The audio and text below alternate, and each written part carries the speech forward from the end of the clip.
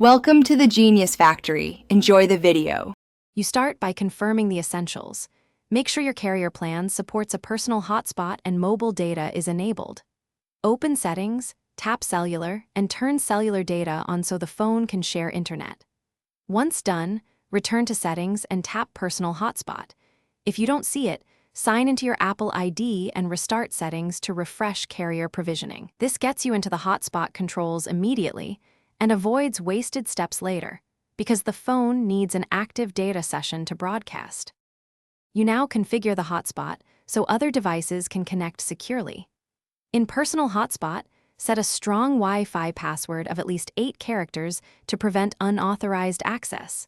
This protects your data and carrier usage. Make sure Allow Others to Join is enabled if you want Wi-Fi sharing, or select USB/Bluetooth only for tighter control. Also check the iPhone's device name in general because that name appears on client devices. Change it if you need an easily identifiable connection target for pairing. You finish by connecting a client device.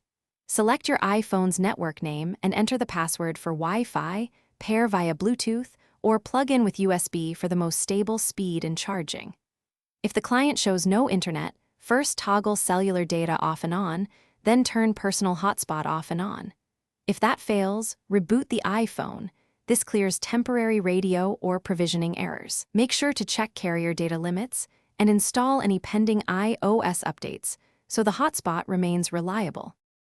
Thanks for watching. If you found this helpful, don't forget to like and subscribe.